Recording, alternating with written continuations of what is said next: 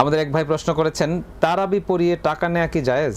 আসলে এই প্রশ্নটা যে কারণেই করে থাকেন না কেন, এগুলি নিয়ে কথা হয় সমাজে। তবে উত্তর দেওয়ার আগে একটা কথা বলি যে আসলে আমাদের সমাজে কোরআন শরীফ পড়িয়ে টাকা নেওয়া যাবে, এই প্রশ্নটা আমরা করি।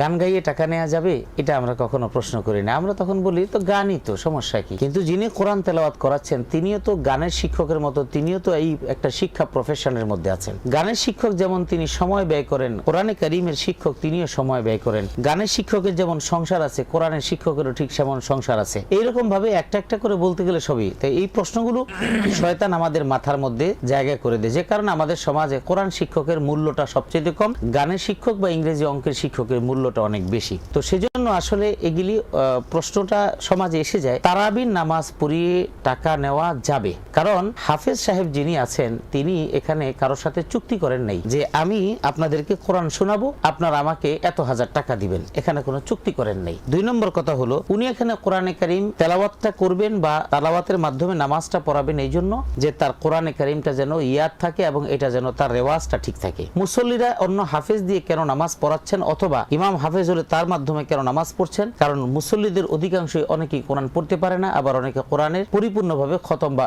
একেবারে পূর্ণাঙ্গ কোরআন শোনা কিংবা তেলাওয়াতের সুযোগ হয়নি। খতমে তারাবির মাধ্যমে পুরাপুরি কোরআনটাকে শোনার একটা সুযোগ, সুবর্ণ সুযোগ আমাদের মাঝে চলে আসে। এবং এ ব্যাপারে ফুকাহায়ে কেরাম সমস্ত ইমামের মতামত হলো তারাবির নামাজের ব্যাপারে খতমে কোরআন এটা হলো মুস্তাহাব একটা আমল, সুতরাং সেই ক্ষেত্রে করতে পারেন। সুতরাং হাফেজ সাহেবরা যখন চুক্তি করেন না, আপনি ওখানে তাকে দিচ্ছেন এবং আপনারা খুশি হয়ে তাকে কিছু হাদিয়া দিলেন, এটা সম্পূর্ণ জায়েজ। এটার ব্যাপারে যারা বলে খোঁজ নিয়ে দেখবেন তাদের অধিকাংশ হাফেজ না, অথবা যারা হাফেজ তারা হয়তো ভিন্ন কোনো কারণে বলে থাকে। এটা একেবারে মানে অবাস্তব একটি বিষয়। তারাবির হাফেজ আপনি রাখতে পারবেন, যদি না হয় ধীরে ধীরে একসময় এমন আসবে খতমে তারাবি পড়ার মতো কোনো হাফেজ আপনি খুঁজে পাবেন না। এবং কেউ এত পরিশ্রম, এত কষ্ট, কারণ অসংখ্য হাফেজ কোরআন আছে, লাখ লাখ, এক দুইজন না, যারা নাকি মাহে রমাদানের খতমে তারাবি পড়ানোর পরে মসজিদ থেকে কমিটি এবং এলাকাবাসী মিলে তাদেরকে যে হাদিয়াটা দেয়, এই হাদিয়াটা দিয়েই তার সারা বছরের মাদ্রাসার পড়াশোনার খরচ পরিচালনা করেন। তো আপনি এটাকে কিভাবে দেখবেন? তো এখন যদি এভাবে প্রশ্ন করা হয় তাহলে তো